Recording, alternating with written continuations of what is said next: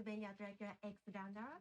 And I'm saying hello everyone from Japan. My English is not so good, maybe, because I'm in Japan and I've never been to other countries in my life. Sorry, but okay, I'll do my best. And you'll do fantastic. Yeah, thank you. SPD, the commentary is SPD. He knows a lot about this game, much more than me, and I definitely trust him. Thank you, SPD. It's my pleasure. So I suppose we can just jump into the game and then talk a little bit about the run as we go. So I guess I can give you a countdown and then we can start the run whenever you're ready. Yeah, okay. Are you ready? Okay. Okay, so we will start in 5, 4, 3, 2, 1, go for it. Okay, so this is Castlevania Dracula X. If you're not familiar with the Castlevania series, you play as a Belmont and your task is to defeat Dracula, and you can use your whip to hit enemies, as well as a variety of sub-weapons that you can pick up along the way. Richter is special because he can backflip, and it's a faster form of movement in this game to jump rather than walk. Richter walks so slowly. And jumping is faster. He moves at higher speed. But not only that, but backflipping is technically even faster. So we will basically see a mix of jumps and backflips, whatever it feels appropriate. Right off the bat, we're also using another mechanic here, which is moonwalking, which you can do by holding the Y button, which is your whip button, and then walking in the opposite direction of where you're facing. It's used there to make the Medusa hat spawn in the opposite direction so that you can freely go ahead. Now here on the last screen, we pick up the cross, and the cross is actually going to be useful for the boss because of its item crash. So it's this special technique that you can do by... oh god, I've been alternating between Xbox and Nintendo layout too often. The X button? Yeah, X button. Which consumes hearts.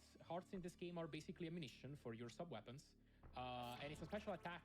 In the case of the cross, it's basically kind of a screen, like a screen attack. It's gonna hit everything on the screen for a lot of damage. And if used correctly, this boss should die in 2 hits. So here's hit number 1, got full damage out of it, and then this second one should kill it. Awesome, very nicely done. And then at the end of the stage, you can't miss it. You're gonna have to grab an orb every time. And yeah, that's it. Also, pay attention to this result screen. For every bit of health that you have left, and for every heart that you have left, the game is gonna kind of count those up and give you extra points for it. Yeah, this game has a score also.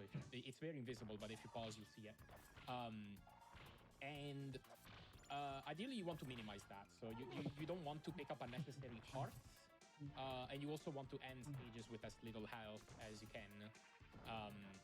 However, there's a bit of a balance to strike because the hearts that you have at the end of a level are also going to be carried over to the next level. So, so basically, you also want to stock up on hearts, so that you can kind of use those hearts for the next stages, basically. Another important mechanic about hearts is that the amount of hearts that you have determines the amount of sub-weapons that you can have on screen at the same time. Under 20 hearts means that you can only have 1, but then if you have between 20 and 29, you can have 2 at the same time, and then over 30, you can have 3. So, coming up, there's a bit of a important damage boost using the spear knight over here. There we go, nicely done. Skips a whole section on the left. And then approaching the boss, this boss is gonna have a pretty crucial 2 cycle that we can do with the help of the crosses as well as the item crash. So let's see how this first cycle is going. Okay, neat, looks like a good start. And then here we should be able to finish the boss off with 2 item crashes. Looking good. Awesome, nice 2 cycle. And then another orb grab over here. Okay, level 3, bit of a small climb. If you have if you have some donations to read, we have just a little bit of time, just a couple screens, and then there's an important trick. Not a problem. I have a $250 donation here from Sebastian that says, happy to say it's the first year being able to duo donate with my best buddy, Kigo. Thank you so much for that donation, Sebastian.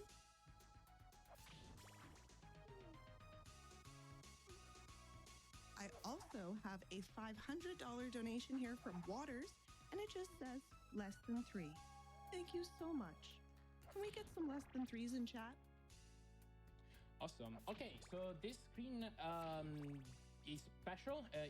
Hensachi is gonna attempt this once. So we're gonna face left and try to spawn these bats over here. And we're gonna be using these bats to damage boost. Now, this is very dangerous. We try to position yourself in a 2-pixel window, then try to get hit, and then we're gonna have to go for a max height backflip. Awesome, very nice. So that is frame perfect. You have to okay, the way you do backflips in this game is you have to press B to jump, and then you press B again to backflip. Now, you can do a min height backflip, which is where you press it and then repress it immediately 2 frames after, and that's the fastest form of movement. But there's also the max height backflip, which is what you use there to do skips. And that is where you press B and then repress it exactly 11 frames after. And that one absolutely requires a max height backflip. Any lower, and you're just gonna fall and die. So awesome. It's very awesome that Hensachi got that. Okay, so now we this game is also something pretty notable in terms of branching paths. So here we're gonna be doing the bad ending. Hensachi ended up falling into a pit towards that screen towards the end of level 3, and that was intentional because that basically makes us play this stage, and it is the fastest way to beat the game. The stage is shorter than the best ending kind of stages. But it's also gonna give us the bad ending, and we'll see why exactly later. But first, mini boss, it's done. We don't have to fight it. And then here we have the final screen. Here is pretty notable. It's probably the most important spot in the game in which you could do backflips, because you have this mud that slows you down here. And notably, if you jump out of this mud, it slows you down too. So jumping as a movement option is heavily nerfed here, but backflips are not. So we're going to make heavy use of backflips here. Also some damage boost just to get past on some of the mudmen, and we're good. Now we have the axe ready for this boss fight, and the reason should be apparent pretty soon. So as this boss spawns in, we throw an axe, and then another axe, and then another axe, and then another axe, and then another axe, and then another axe, and this is basically just a jungle. This boss is stun locked, and it can't do anything. And then thanks to the hearts we stopped at earlier, we can have more than 2 axes on screen at the same time, and we can make quick work of the second phase as well. Awesome. It's a very good run so far. And we are just grabbing the orb, and then we're about to play what I think is the hardest level in this run. So due to a skip that we're gonna do later on, we skipped the only health pickup that would normally be in this level. So we have to play this entire level on 1 health bar. And we also happen to have a lot of damage boosts that we want to do in this screen. So first off with an axe knife, but also this Fleeman Alley is a very dangerous section because the bats and fleamen spawn at different locations, and then the fleamen themselves have random behavior. So this screen is kind of a half improv. Looking like a very nice screen. Awesome. Okay, just waiting for these bats. Easy area. Okay, prime screen here. Oh, we did get the backflip. Nice. Oh. Okay, it's no big deal. Sorry. Oh. I'm afraid. Okay, we can reload. Okay, go back. Yeah. That was definitely the better play there. Just respawning the platforms that got destroyed. Okay, this time. Oh. it's okay. And that is another maxed out backflip. It only saves 1 second. It's pretty difficult. Okay, so this is the important step that I was mentioning earlier. Yeah, they're kind of giving in such a bad pattern here. This orangey. This is a nice situation too. Wow. Yeah, you can't go back to respond this room either. Yeah. Okay, hopefully we can get this Spearnet to attack. Oh, okay. No, Oh, come here. that's not behaving. Okay. Really bad orangey. Okay, nice. Yeah, unfortunately, that's not even fully on your control. The spear nuts can sometimes just kind of No. they move in random directions. My HP is really low, so it's okay. Oh. Yeah, it's a tactical health refill.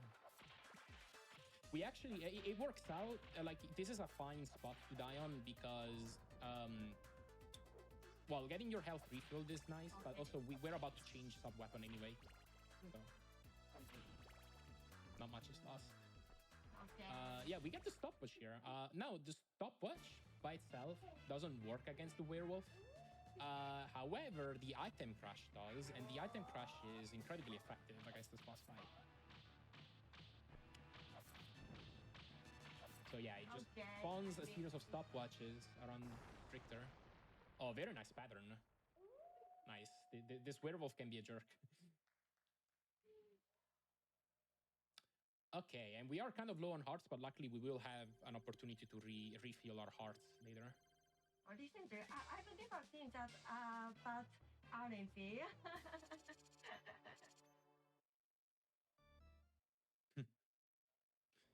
Okay. So level 6 is characterized by a lot of vertical climb screens. Few difficult sections in here, starting from this early one. Lots of birds that can be annoying. If you slow down a bit, you might have to wait on the flames. Okay, nice damage boost. And then the Zax Knight. Okay, nice. Okay, that screen can definitely be a lot more dicey. Using that, there's a whole screen on the right that the game kind of intends you to play, but we can just skip that. Okay, yeah, there's a series of... Wait, okay. There's a series of... Sorry, go ahead.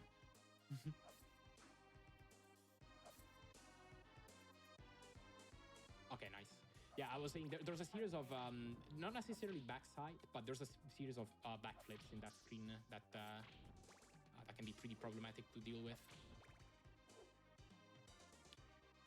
Okay, getting past this Zax Knight. We are kind of low on health, but it might be fine. Oh, One final climb screen. I take this. Oh yeah, there is me. My HP was really low. Okay. I forgot. Yeah, that's a good thing to pick up. Okay, nice ending. Okay, and then this screen is full of big hearts that you can collect. So we're basically back on track.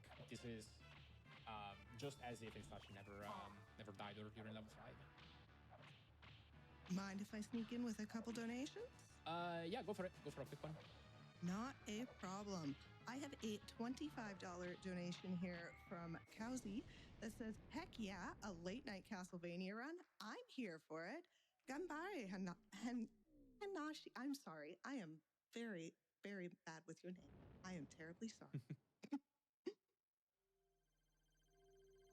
Okay, that was Carmilla. So using the axe, there was a bit of a subtle attack at the beginning of the fight where if you time your axe very well, you can throw that axe without dealing knockback to the boss, and you can actually fit in an extra hit that way. But anyway, final level. This is Dracula's lair, I guess. So this level is home to a few difficult and scary skips. So first of all, we're gonna have to deal with a big scary ball of bone pillars, I guess. You can just damage boost to this one, luckily. And then coming up, pretty difficult one that I personally failed in my PB. You can stand on a specific spot on this rising platform and then do a backflip. It doesn't necessarily need to be max height, but it needs to be a backflip onto that spear. Now, okay, very nice. The timing is somewhat specific, and the spear on itself can also give some bad energy. There's another very difficult skip in this room. The game intends you to go farther up and then ride those platforms to the top, but nice, okay. Yeah, you can just damage boost and get on there from the bottom. Awesome, so that's kind of not over, but it's definitely the scarier parts of the level over. Now it's Dracula. Yeah, okay, yeah, I guess this part's pretty scary too. Dracula can spawn on any of these 8 pillars, and Hensachi is doing a strat where she's gonna stand on this very specific spot on this column, and that allows her to react to a variety of different spawns. And this allows it.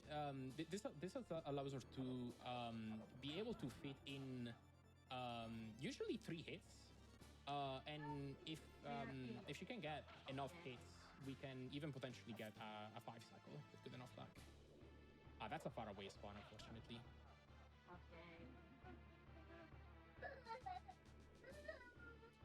Okay, looking like a 7 cycle. Oh no. Good.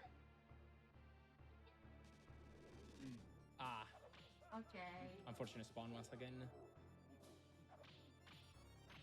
Okay, phase 2 can be made quick work of with axes. Nice delay to just destroy the fireballs. Crouching to cancel the knockback. That's a mechanic in this game. And that's the run. Now, time ends as soon as we grab the orb. I'm safe We're gonna here. tempt. Okay, that's fine. There's a faster way to grab this orb with a backflip, but it's dangerous. time. Yeah, it's very dangerous. You can backflip towards the orb, and it saves like nothing. It saves like 10 frames. And if you fail it, you just fall in the pit and you have to fight Dracula again. It's terrible. But yeah, good run. Very good run. Time? Your time on my timer says 15:51. Wow, it's not Very so nice. good. But I really enjoyed learning. Thank you very much for having us this time. No, honestly, for like kind of a marathon no reset environment, like a 15-minute run is amazing, in my opinion. I was going to say the same thing. 15 minutes on a run like that is absolutely wild. I have just been sitting here with my jaw on the floor. That was fantastic. Thank you very much. This is a very difficult run. Now, if the people wanted to find more of your beautiful self, where could they find you? Yeah, thank you.